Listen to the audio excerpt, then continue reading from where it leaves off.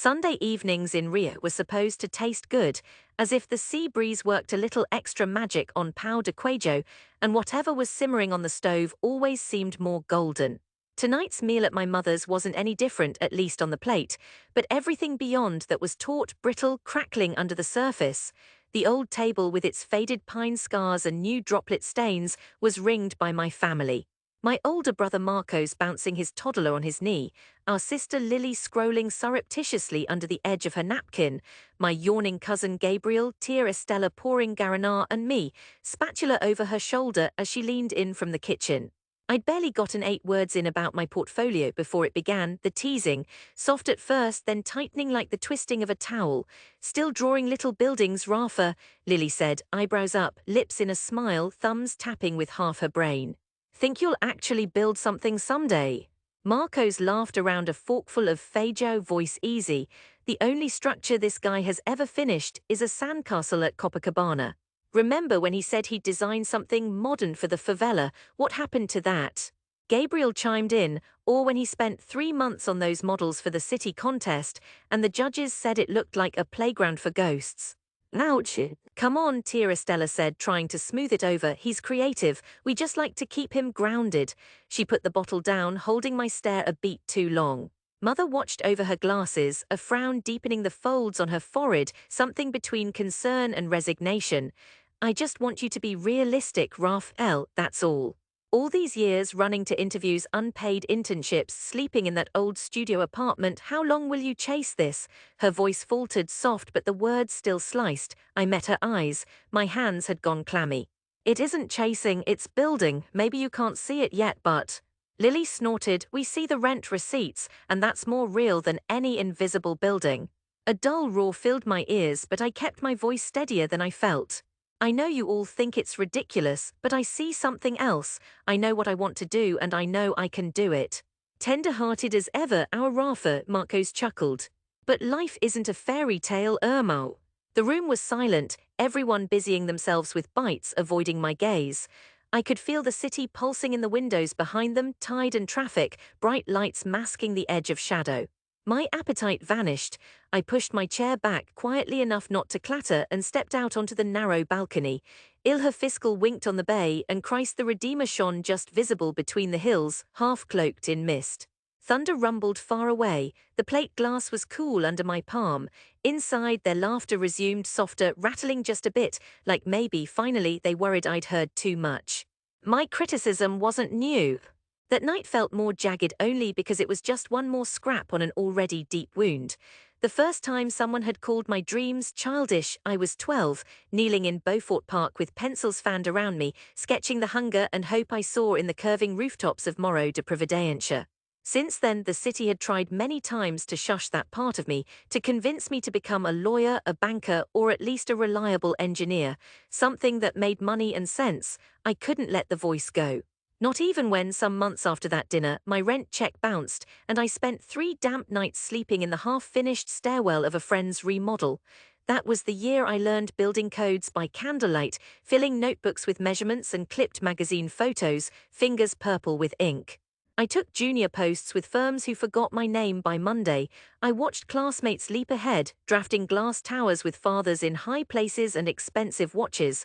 I became an expert in persistence. I grew a callus where shame had lived.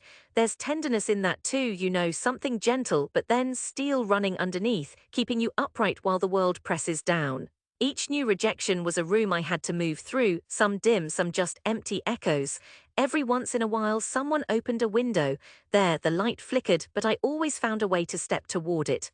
The first time I heard about the Rua Torquato project, the listing was barely a paragraph. Low-cost community center for emerging favela artists, design proposals sought, deadline 4 days.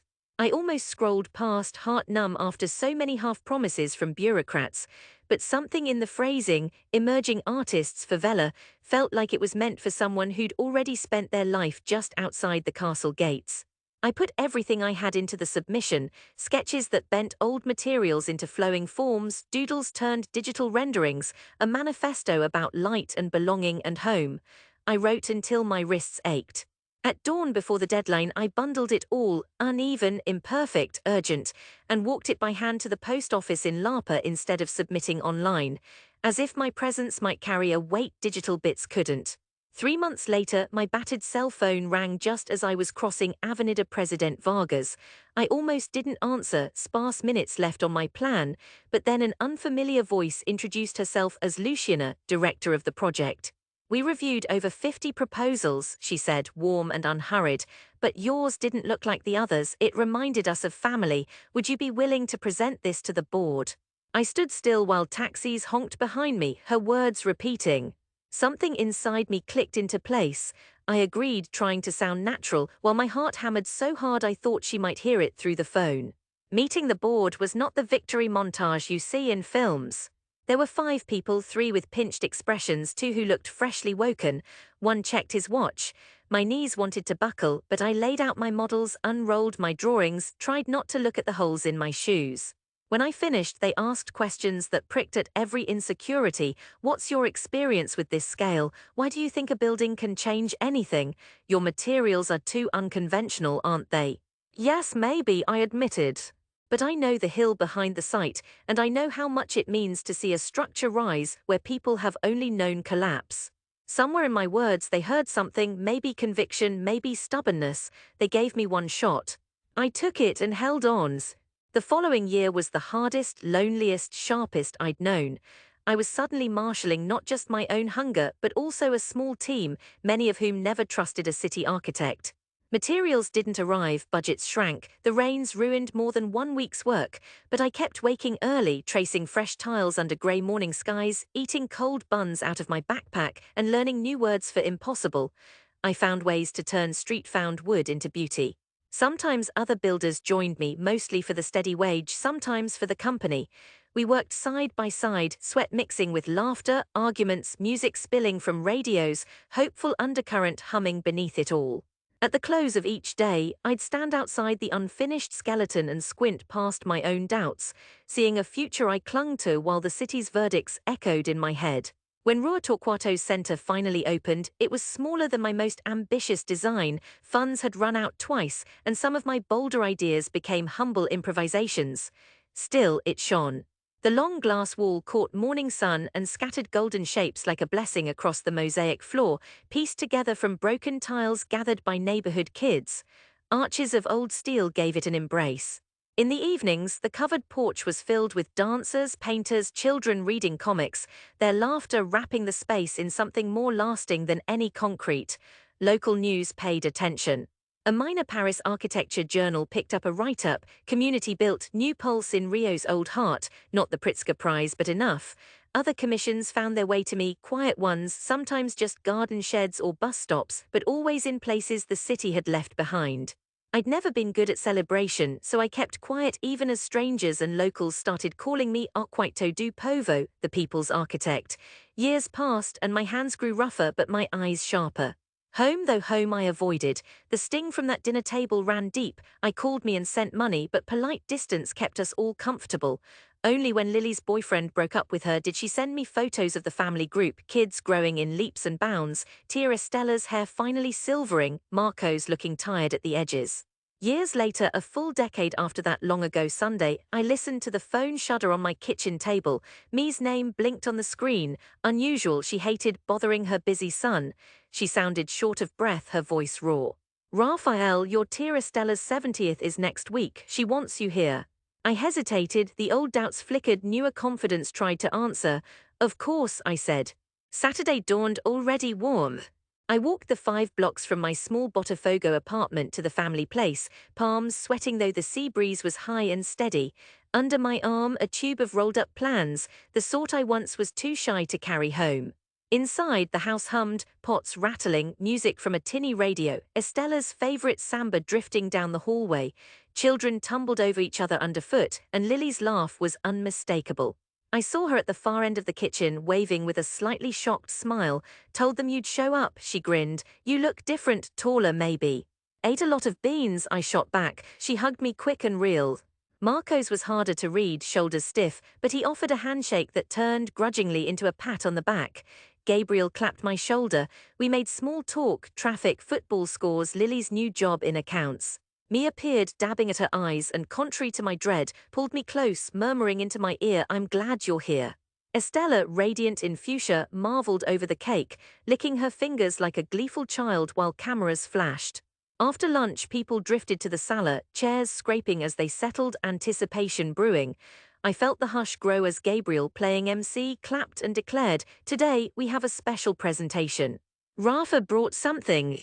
I froze, then with nowhere to retreat, I unfastened the cap of my plan tube and drew out the thick sheets.